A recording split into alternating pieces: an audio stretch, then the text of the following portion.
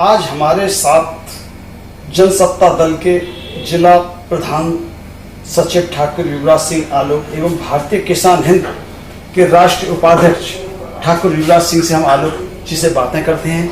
आज का जो विषय है, हमारा विषय है कि जनसंख्या नियंत्रण कानून पर। नेताजी, जैसा कि हमने देखा कि वर्षों पहले भी हमने दीवारों पर लिखा हुआ देखा था कि हम दो हमारे दो, पेड़ों पर भी बोर्डों पर लगा हुआ देखा था, लेकिन किसी भी सरकार ने खाना पूर्ति करी, हजारों करोड़ों रुपए विज्ञापनों में तो खर्च किए, लेकिन कानून को सख्ती दे। उत्तर प्रदेश में योगी जी की सरकार इस पर अमल कर रही है, आने वाला है। इसमें आपकी क्या विचारधारा है और आप क्या कहना चाहते हैं?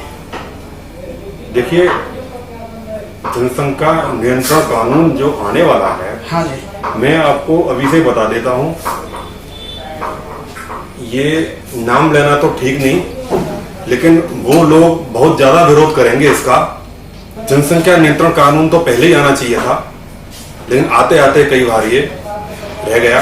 ये आना चाहिए, होना चाहिए, और इसका मैं स्वागत करता हूँ। अब मैं जात पंथ धर्म की बात ना करके एक सत्य बात कहता हूँ, और सच्चाई ये है कि खाली हिंदू ही क्यों इसको अनुपालन करे। जी एक हमारा संगठन है जी, खाली वो बीजेपी का संगठन नहीं है, राष्ट्रीय स्वयंसेवक संघ।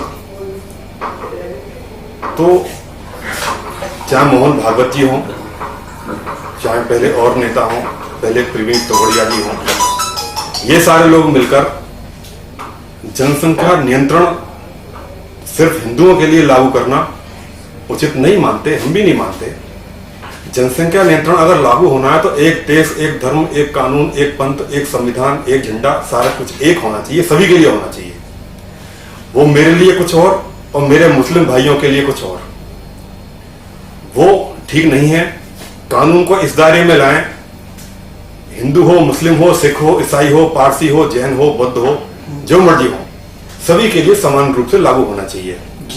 जो शिक्षित अल्पसंख्यक हैं वो तो इसका अनुपालन करते हैं, इसके लिए शिक्षा का विस्तार होना भी बहुत जरूरी है। लेकिन जो अशिक्षित हैं, अब उस समय के मैं लालू प्रसाद यादव का ही नाम लेता हूं, हिंदू हैं,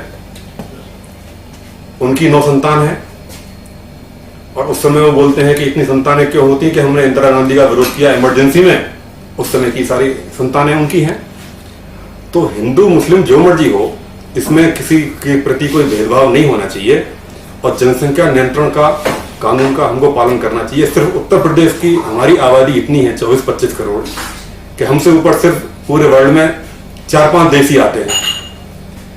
तो इतनी जनसंख्या वाला हम क्षेत्रफल के लिहाज से उतना नहीं है। 130 करोड़ 140 करोड़ की जनसंख्या हो गई होगी इस समय। चीन के अलावा हम दूसरे नंबर पे हैं, लेकिन चीन भौगोलिक रूप से क्षेत्रफल के लिहाज से हमसे बहुत बड़ा है। विधानसभा के चुनाव आ रहे हैं उत्तर प्रदेश में 2022 में। विपक्ष में क्या, आप भी एक तरह से माना जाए तो पार्टी अलग है आपकी बैठे हुए विपक्ष में, क्या इस मुद्दे को जनता के सामने लाएंगे, क्या करेंगे इस विषय में बताया जाए? नहीं, बिल्कुल जनता के सामने लाएंगे। जनता के सामने जो देश के प्रति, हिंदुस्तान के प्रति, भारतवर्ष के प्रति सही चीजें हैं, वो बिना भेदभाव के, बिना दलगत राजनीति के सभी को बोलना चाहिए। अवसरवादिता की राजनीति नहीं होनी चाहिए। ये हमारे कार्यक्रम में, हमारे चुनावी घोषणा पत्र में भी लाने की हम कोशिश करेंगे। क्या इरादा रहेगा आपका, मुख्य क्या एजेंडा रहेगा जी? तो क्या आप भी इसको मुद्दा मान के चलेंगे या समर्थन देंगे या विरोध करेंगे इस चीज का? नहीं, इसको मुद्दा मानकर चलेंगे। अब किस तरीके से सरकार लागू करती है, उसमें कौन कौन से पॉइंट छोड़ती है, घटाती बढ़ाती है, उस तरीके से इसका समर्थन करना, विरोध करना, उस समय बात ये लागू होगी। लेकिन जहां तक चुनाव की बात है, बहुत सारे मुद्दे हैं। आम आदमी के प्रति जो जवाबदेही है, जो सीधा डायरेक्ट आम आदमी को प्रभावित करती है, वो मुद्दे सर्वोपरि होंगे। उसके अलावा जो पुराने मुद्दे हैं और वो हमारे लोगों को, हमारी राजनीति को प्रभावित करते हैं, वो मुद्दे भी होंगे। आरक्षण का है, भ्रष्टाचार का है, महंगाई का है, बेरोजगारी का है। युवकों में इतनी नाराजगी है पहले से ही, कोरोना से पहले। अब कोरोना हो गया तो लोगों की नौकरियां चली गई, नौकरियां जो थी वो चली गई, नई नौकरी मिलने का तो मतलब ही नहीं है। अब सैमसंग की कंपनी हमारे फेज 2 में लगी हुई है, उस समय लगा था कि यहाँ के जो रोजगार है बढ़ेगा, यहाँ के लोगों को रोजगार मिलेगा। लेकिन कुछ भी रोजगार नहीं मिला। अधिकतर वो वहीं से डिसाइड होके आते हैं, कोरियन है, तो दिखने में तो लगता है कि यहाँ पे फैक्ट्री लग रही है बड़ी बड़ी, यहाँ के आसपास के जो लोकल लोग हैं उनको रोजगार मिलना चाहिए ना, तभी लाभ है। उनको रोजगार मिलता नहीं है, तो रोजगारी की बहुत बड़ी समस्या है। लोगों पर काम नहीं है।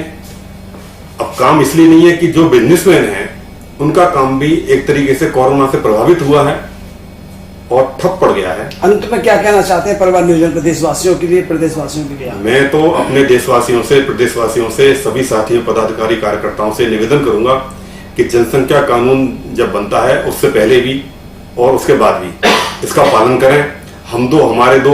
हम छोटे छोटे थे तब से गाँव में, देहातों में दीवारों पर लिखा रहता था, एक या दो या तीन बच्चे होते हैं घर में अच्छे, तो इन सारी चीजों को लागू करें। इसका मतलब आप समर्थन है? मैं समर्थन करता हूं जी। मैं हर तरीके से, व्यक्तिगत रूप से भी और पार्टी लाइन से भी इसका मैं समर्थन करता हूं, क्योंकि यही हिंदुस्तान के हित में है, यही भारत के हित में है।